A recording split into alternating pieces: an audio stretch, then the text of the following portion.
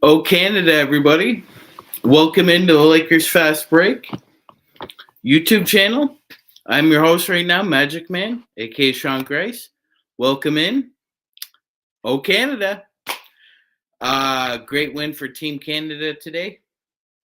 I'm tickled pink that they happened to pull this game out. It was a wonderful effort.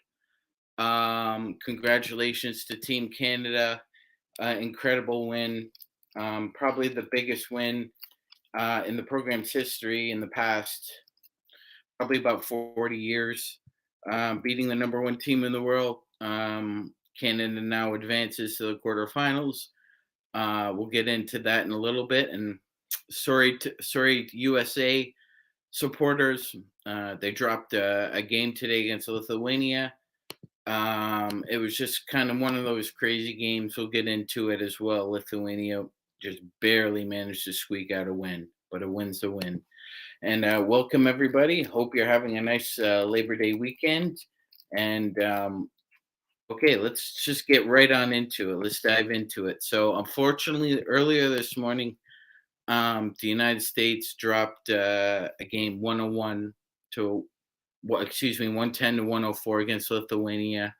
A really strange, weird game, to say the least.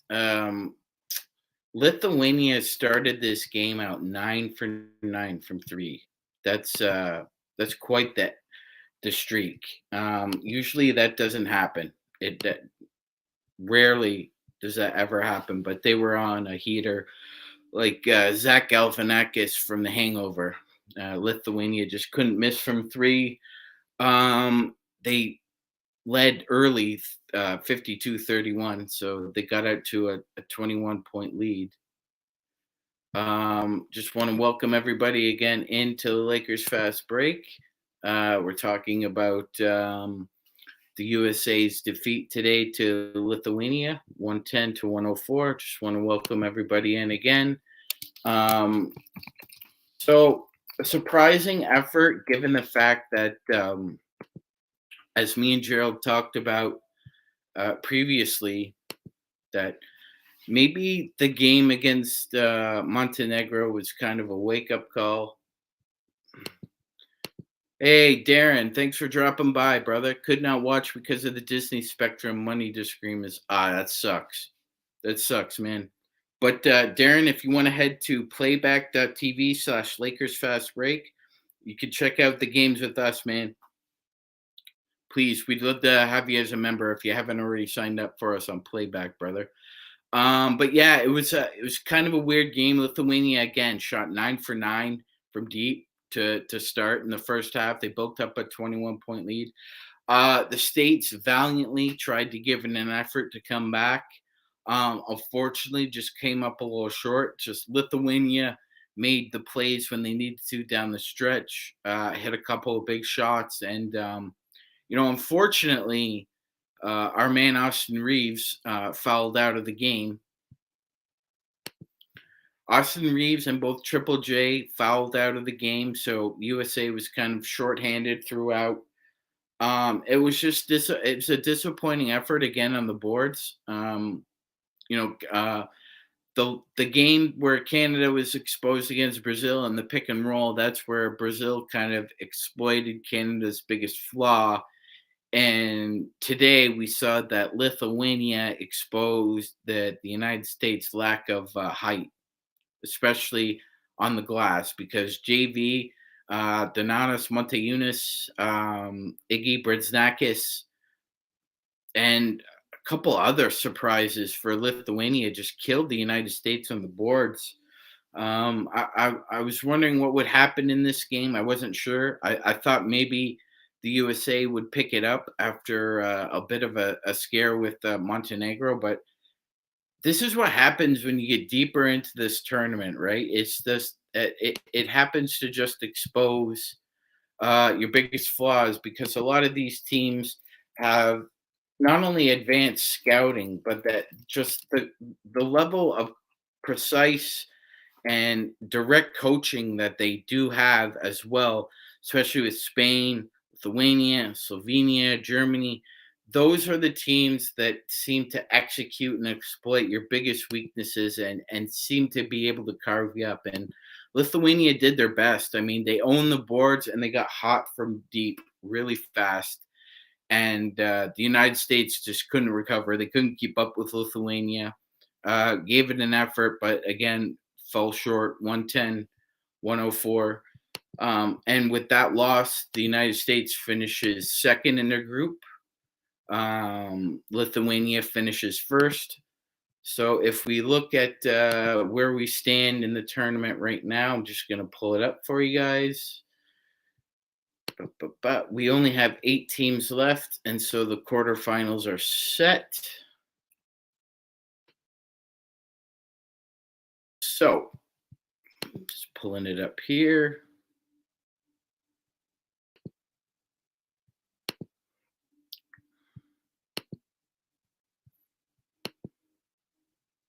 So if we look at the screen here, we can see that the quarterfinals are set. So we have on one side of the bracket, we have the United States playing Italy. That game will take place, I believe, Tuesday. And we also have Lithuania playing Serbia. I believe that game will also be Tuesday as well. On Wednesday, we have the other bracket set. Germany finished in first place. They absolutely destroyed Slovenia today, 100-71.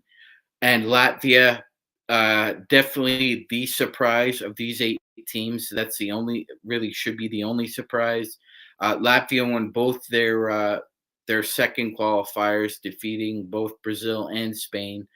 So their reward is facing probably the hottest team in the tournament right now, Germany. And the other quarterfinal, as we see, is Canada and Lithuania. So hats off to Canada. It was an incredible performance today. I'm so proud as a Canadian. What I saw. Not only were you facing down the barrel of being eliminated, you're also down 10 points at half. Spain jumped out to a commanding 48-38 lead at half. And I know 10 points doesn't seem like a lot, but when you've already come off a bad performance and then you kind of sleepwalk your way through the first half and find yourself down 10 points to the number 1 team in the world, kind of makes you wonder. You can get a little weak in the knees, but not this group, not today. Surprisingly, I never thought I'd say this, but thank you, Dylan Brooks. Outside of Shea Gilgeous-Alexander, Dylan Brooks was the best player in the tournament today for Canada. He made all 3 threes in the fourth quarter, played tremendous on point defense, and managed to just be the guy for Shea. Shea took over the game. Canada was down 81-80, and Shea hit a jump shot, put Canada up by 1, and they never looked back. He scored the last 6 points in the last 21 seconds, made all his free throws, finished 37-4, and Canada advances to face Slovenia. And I want to beat Luka Doncic so bad. I want to beat Luka Doncic so bad on Wednesday. I want to see him cry. Hey, Brian, nice to see you here, man. Yeah, no, the U.S. did qualify. They did qualify. I'm gonna put it up here. You can see that. So in the quarterfinals now, the United States is going to play Italy. They're going to play an Italian squad that won both their games. They defeated both Puerto Rico and Serbia. So they go on to face the Americans. USA finished at second to Lithuania. So now Lithuania plays Serbia. And in the other 2 quarterfinals, you have Germany, probably the hottest team in the tournament right now, playing the surprising Latvian squad that eliminated France and has just beaten Spain and Brazil. So they're feeling really confident. Could they spoil the Germans? aspirations of winning a title? Sure. I just don't think it'll happen. My picks are I think Canada beats Slovenia. This is a pick 'em game, but I'll take Lithuania. So I see the final four as Canada versus Lithuania and the United States versus Germany. We're hoping that it sets up a Canada USA final. That's what I'm hoping for. I know. I think Gerald's going to feel maybe a little stranger about that, and I know our other colleague Nick Molina has spoken about that as well. It's going to feel a little weird. Don't feel weird. I mean, it's just the spirit of competition, right? And I just feel that if Canada wants to medal and definitely wants to win the whole thing, they're gonna have to go through the best, and they've defeated France, they've defeated Spain, Australia, and Argentina are both out. Argentina didn't even qualify. Australia's done. So if Canada wants to win, they have to beat the best of the rest of the teams in Europe. That'd be Slovenia and likely Lithuania. And then they're going to have to either beat the United States or Germany. So I feel that the USA and Canada is on a collision course. I just feel really confident that they're both going to make it. Yeah, Darren, Canada does have a good team. They do. Considering the fact that, like even a decade ago, if this tournament were going on in these times, so to speak, there'd be still be the air of stink of the program because I remember when Kelly Olynyk was just drafted in the NBA and he played a FIBA tournament in 2010. And Canada did awful. We lost all three games, and the point differential was just terrible, just absolutely terrible. So again, as we see, just to kind of close out the FIBA portion of the pod, as you can see, the quarterfinals are now set. We have Italy facing the United States, Germany, and Latvia. And then we have Slovenia and Canada, and Serbia and Lithuania. Germany defeated Slovenia pretty soundly. So 100 to 71. The fact of the matter is that, again, the deeper you go in this tournament, the more it requires an emphasis and a prioritization on team basketball. It's not one person that's going to take it over the top in FIBA basketball. You need at least three guys contributing soundly in order to win.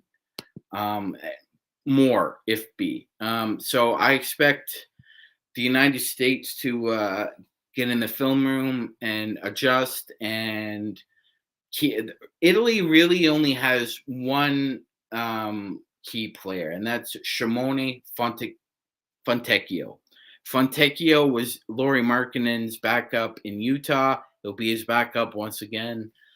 He's a scorer. Fontecchio is a very good shooter. He can get hot. But really, he's the only player that the Americans really need to key on. Other than that, a decent squad, but nobody that's going to kind of put the fear of God into the United States, I don't think. So I expect the United States to beat the Italians on Tuesday and ultimately face the winner of Germany or Latvia. That would be a hell of a game if the Germans and the States faced off to see who's going to the FIBA title game. It would be a great spectacle of talent. Germany's probably the deepest team left. They play the best brand of team basketball. And considering, it's led by, guys like Dennis Schroeder and Voigtman, Germany gets it from its Bundesliga players as well as their international guys who play overseas. So They're a great squad. I expect them to advance. I expect Germany and the United States to play to see who's going to the gold. As we move on, we should also state that this is so cool. South Sudan is one of the coolest stories we've heard. Luol Deng took over the South Sudanese basketball program in 2020. They are now headed for the Olympics.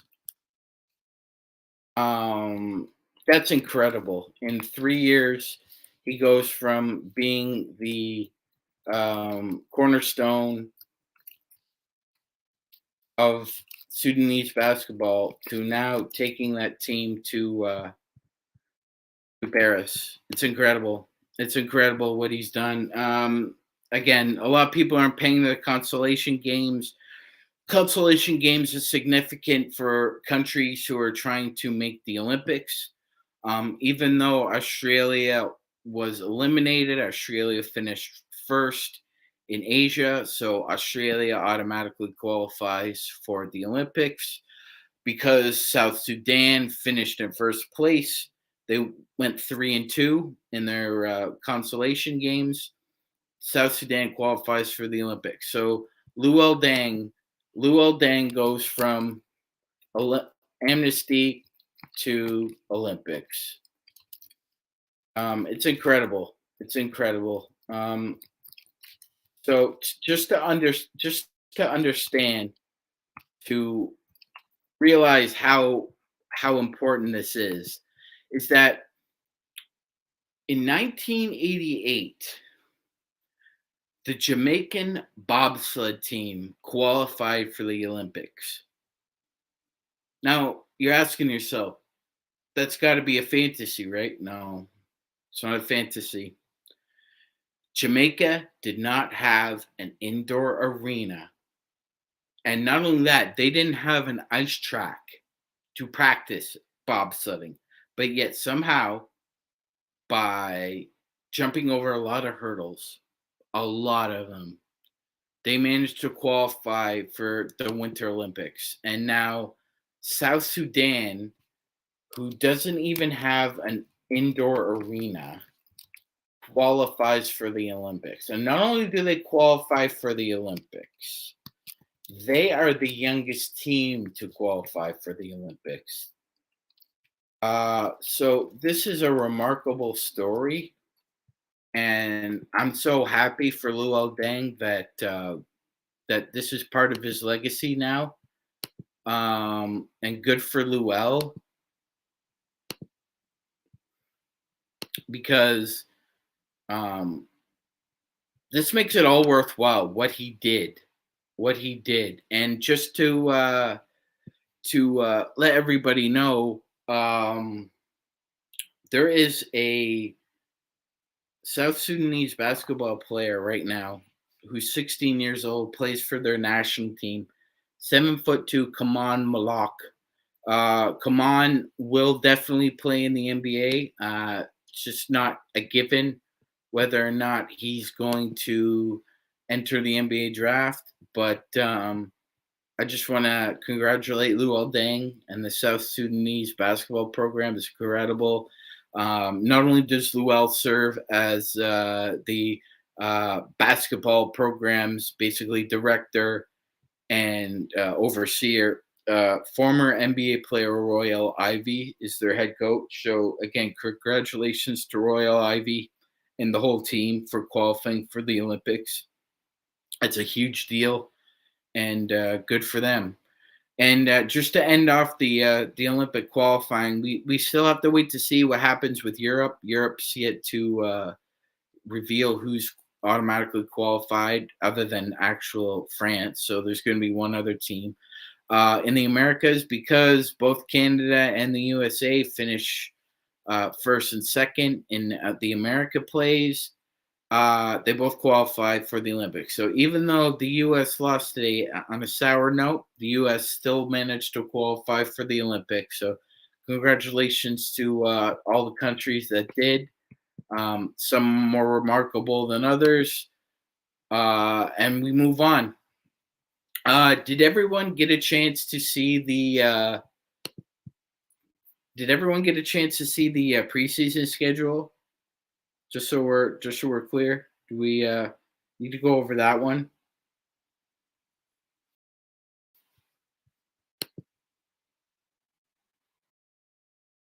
Well, let's just go over it anyway. So, um, October 7th, at Golden State, obviously at the Chase Center. Then 2 nights later, October 9th, they face the Brooklyn Nets. Hoping to have Gerald Glassford on the podcast today. Talk about maybe heading out to the T-Mobile Arena, catch that game, but we'll catch Gerald when he's back. Then 2 days later, October 11th, Sacramento, back in California at the Honda Center in Anaheim. So, if we have any Anaheim Lakers fans, please head out to the Honda Center, and we'll, when we're doing playback, will try and see if we can get a screenshot and shout you out, maybe on a JPEG for one of our pods. So, anybody, the Vegas area, Anaheim area, October 9th, 12th.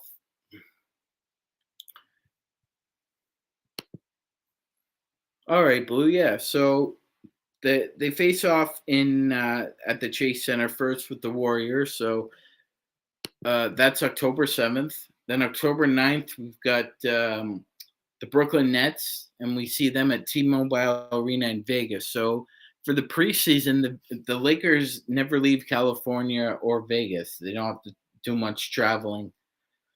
Then the third game, they play the Kings at the Honda Center in Anaheim. So again, any Lakers fast break fans, if you're in the Anaheim area and you're at the game, please shout us out, signs or T-shirt or what have you. We'll have the merch ready very soon. That's definitely on its way. But if you want to shout us out, we can definitely try and look out for you on playback, because between myself, Gerald, and Joe, we all take care of playback. So somebody wants to shout us out, we'll definitely try and get you on a JPEG or on the show as well. And then after that game with the Kings on the 11th from the Honda Center, they're back at the Crypt, play the Crypto.com Arena, again, the Golden State Warriors. And the second to last preseason game will be against the Bucks, Crypto.com Arena. Wouldn't shock me at all to see some Laker fans trolling the Bucks organization by actually wearing like authentic Giannis Laker shirts when he shows up. I think that's a definite given. And then to finish it off, October 19th, 2023, 10 p.m. Eastern, they are playing the Phoenix Suns at the Acrisure Arena in the Palm Desert, California. Palm Desert. So I'm not sure if that's obviously near Casino. Sounds like it's near Casino. So, I mean, anybody in the that area want to check out the Lakers, go ahead. That's October 19th at the Acrisure Arena in Palm Desert, California. So that ends the Lakers preseason. So it's basically less than 2 weeks. It's October 7th all the way to the 19th. And then, the season starts basically a week later. So hopefully preseason will go fairly well. Let's not try and repeat last year where like we couldn't even win a game. Let's try and win a game at least. Other than that, the only things you really hope from preseason is that nobody gets hurt. One or two guys take advantage of the situation presenting themselves and they make an opportunity out of it. And hopefully, like Darren was asking, which centers will the Lakers invite to camp? So we're going to have Figueroa. Figueroa is going to be invited, even though he's going to probably end up with South Bay or some other G League team. Figueroa is going to get an invite. Castleton's going to get an invite. I think there's going to be a mystery player. I think maybe it's just an extra body in camp, but I think there's going to be a mystery, and then I think they're going to bring in somebody who either they think they could develop or is somebody who they think is worth the roster spot. Other than that, I don't expect um, the center position to get resolved sooner rather than later. It looks as though like we're all gonna have to just bite it for now and realize that Rob's gonna be patient. They're gonna be patient. I- I think I'm kind of with everybody else. It's there's a certain level of skepticism and uncertainty surrounding Jackson Hayes and his role. I know that we all know that Darvin Ham and Jackson Hayes have both stated publicly that they both have an understanding of what each other wants out of the relationship. But the fact remains that Jackson Hayes really hasn't lived up to the hype. If he did, he wouldn't have it available to us. Maybe he's not the player he was advertised, and maybe Darvin Ham sees him who he actually is for, and sees that role for him. But that again, that remains to be seen. Um, in order to fit that role, Jackson Hayes is going to have to win that spot. I think at training camp. I don't even think that spot has necessarily been promised to him. So Darren, I think that it's kind of going to be a wait and see with the invites because I think Figueroa is going to get one. I think Castleton gets one, and I think they hand out a couple more. But again, that situation needs resolution.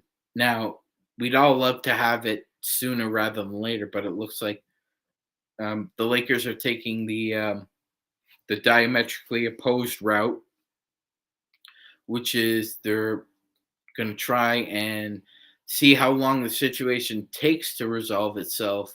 I think internally rather than externally go out and try and resolve it themselves. I think they want to see the problem get solved within house rather than go out of the house to try and find a fix. So it's going to be really interesting. That's probably the position we're concerned about the most as far as a meter scale of worry. Be the backup center position.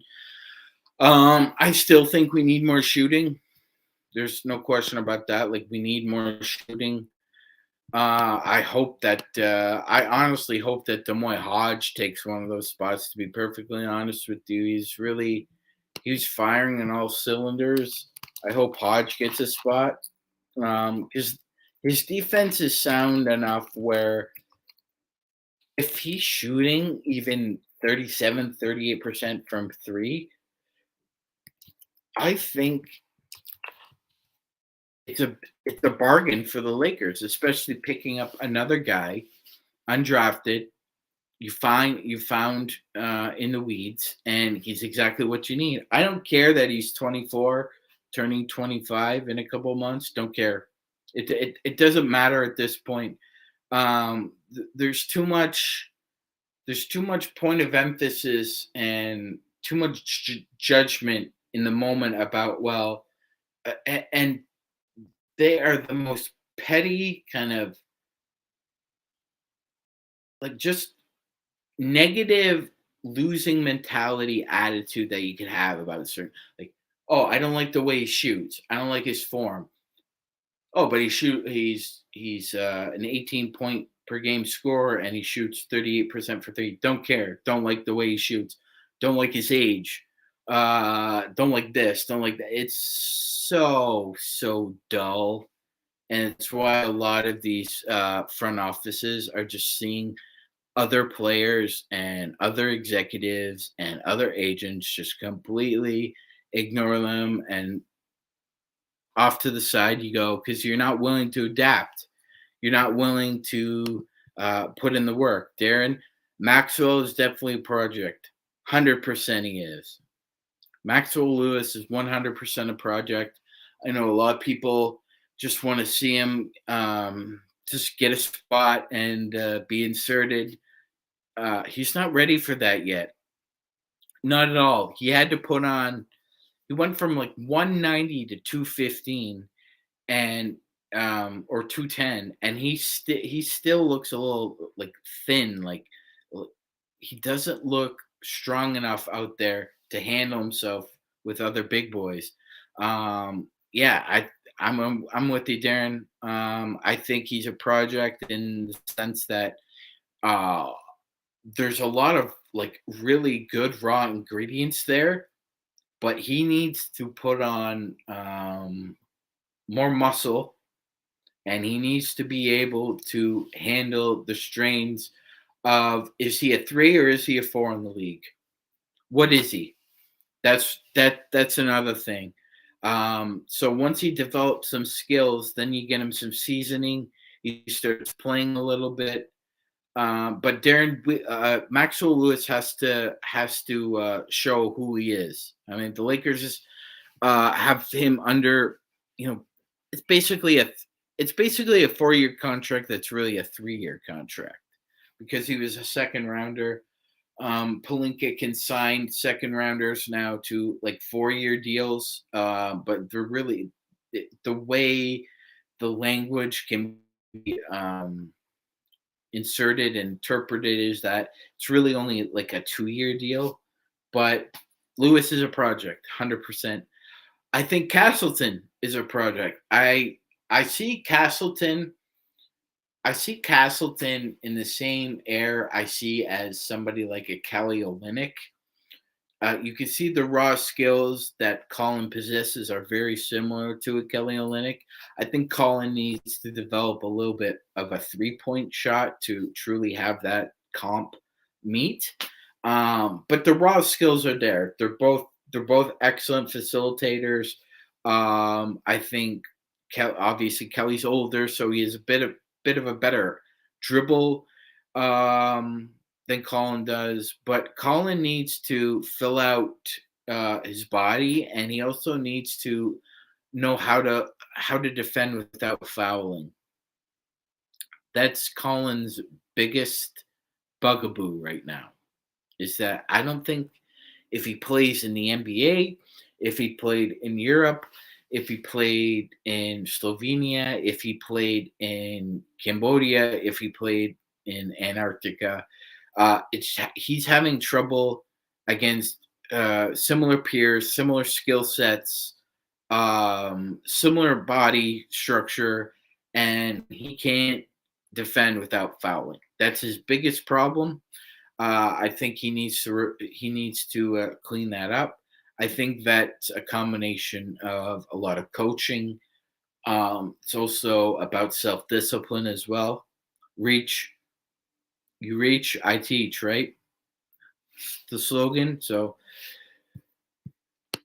Darren, thank you for the comment. Castleton is a ways away. He is not as athletic as he was made out to be by other channels that refuse to tell the whole truth. I agree. I think too much was made out of, it's like a toothpaste bottle, right? It's like, sure, I could squeeze a lot of that out and it looks like a lot, but it's not a lot. And that's kind of what Colin's athleticism is like. He's not the whole Crest toothpaste. He's like a quarter of it, but he's really smart. He gets it. He's got a really good IQ. It seems like he's got a lot of resolve and a lot of resilience in his character as a profile for a player. So those are all positives that say he can make up for that lack of athleticism. But you have to actually finally admit that he doesn't utilize what he has defensively, and that's a great point, Darren. I wish other channels you kind of get with the program there and realize that, you know, you might be 23 and think you got the world on your finger, and you think you're invincible, but you got you got a problem with defending without fouling, and that is a huge no-no in the NBA. As much disrepute and as much disdain and kind of pejorative adjectives, superlatives laid on the NBA about playing defense. There are really good defenders in the NBA. It's just there are better offensive players in the NBA. That's where we're at right now. And just because somebody is a great player offensively does not mean that I sit there and watch a game and dismiss somebody's defense because they got beat by turnaround 35-foot three by Steph Curry or Trae Young, or get slammed down by Giannis or AD. It's absolutely absurd. And, it just goes to show you that you want to be able to have a discussion where you actually pay attention to the game, and other people watching you pay attention to the game, and everybody kind of sees the same thing going on. And I want to thank Darren for that comment, because I think all three of these guys out of the four, Jalen Hood Schifino, Maxwell Lewis, Colin Castleton, they all have flaws that are obvious on the surface. They just have surface flaws. Once you get deep down, then you need to work on what's there as well. But for right now, when you're a rookie and when you're a young player, you need a lot of encouragement. You need a lot of development. You need a lot of time to work on what you need to work on. It doesn't help young players in basketball to just sit there and watch. In other sports, it's probably advantageous. Football, baseball, those sports lend itself to kind of easing somebody in. It's a different skill set, different sports, but that's the idea. In sports like soccer, hockey, football, even, you're required to learn quickly. And if you can't learn quickly, teams are just ready to cut bait. It's the teams that see gems, see diamonds in the rough, and they end up developing them. They don't see the end diamond. They see it as it is. It's rough, and we need to shape it, shine it, polish it, and see if it can be a diamond in the rough. The Lakers, the Thunder, the Heat, the Warriors, Pacers. Those are the top five teams right now. They find guys, they develop them, and in 3 or 4 years, everybody else wants them on their team. Austin Reed's is the example right now. Well, Alex Caruso, Jordan Clarkson, Julius Randle, Brandon Ingram, Kyle Kuzma, all developed as a Los Angeles Laker. But other analysts and sometimes other blogs, just based out of laziness and sheer lack of research, just want to dismiss the idea that somehow these guys were raw and uncut, even with the Lakers. No, bro, you got it all wrong there.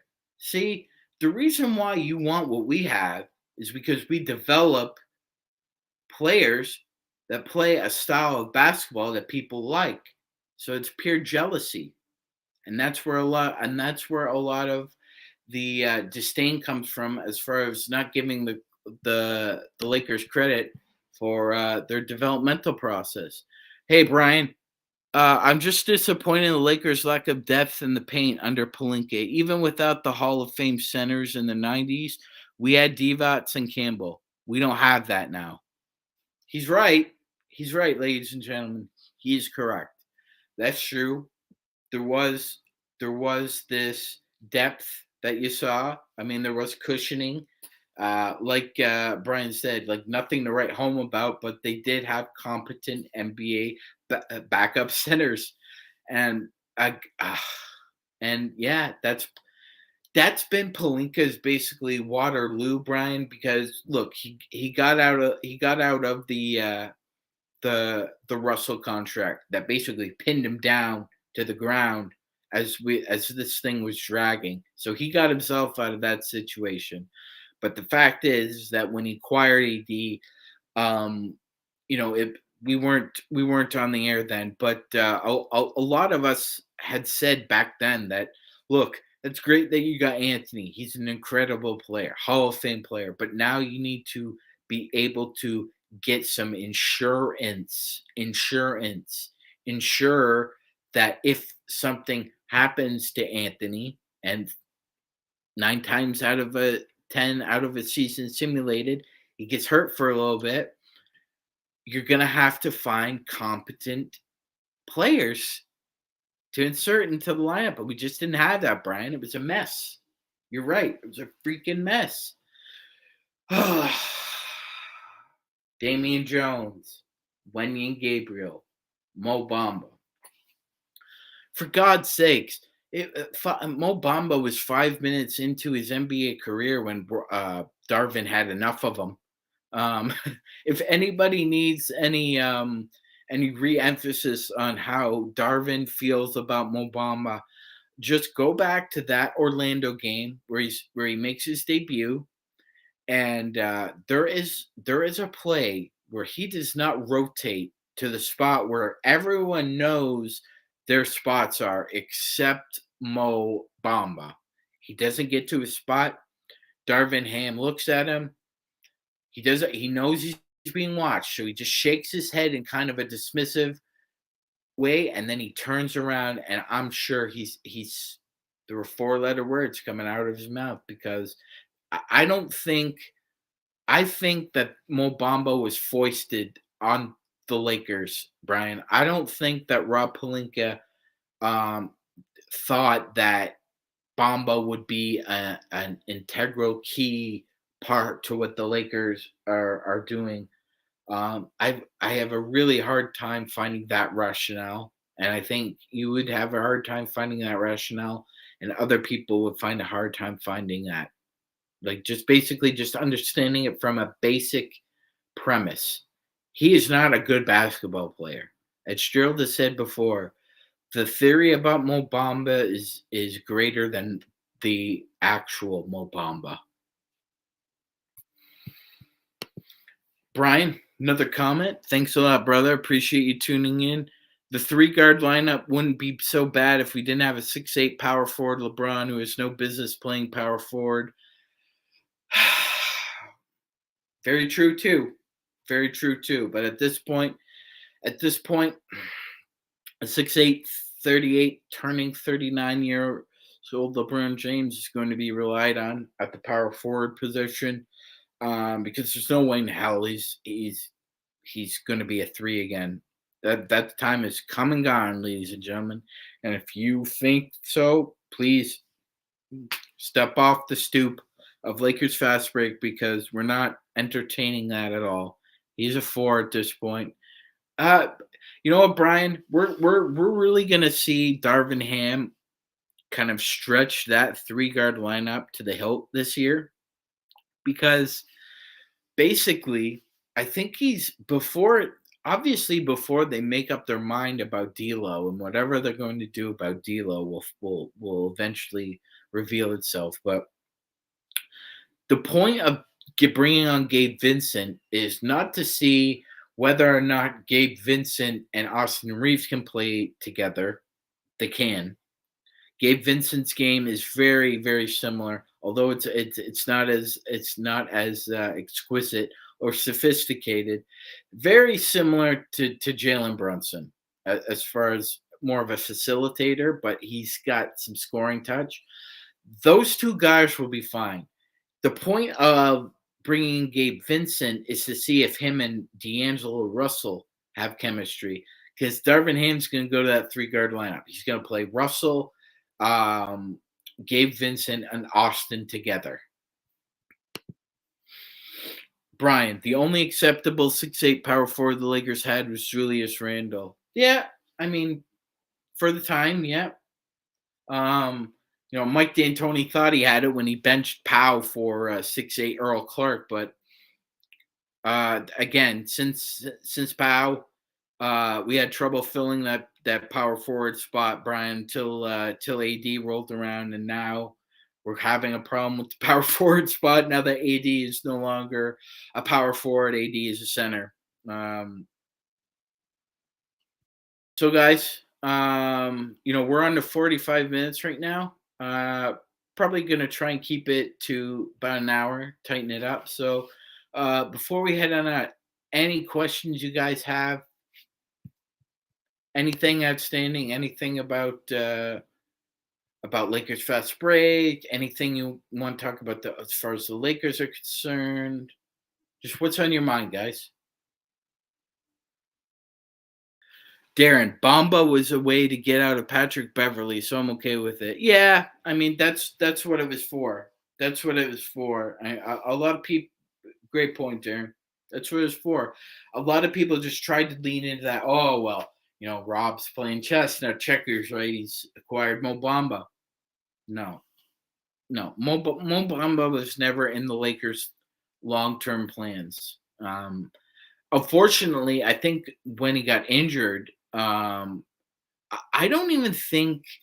I think that was kind of used as an Easter egg by Darvin and the coaching staff, like his injury, because I don't think he would have played anyway. Like, to me, even if Mo Bamba is healthy, I think we would have still saw Tristan Thompson out there against Denver, not Mo Bamba. I'm convinced of that. So, guys, if that's it, this was a great pod.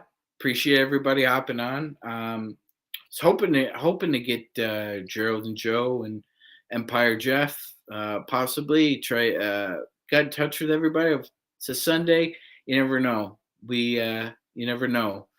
So with that, appreciate everybody tuning in. This is the Lakers Fast Break. I'm your host, Magic Man Sean Grice. Thank you, everybody.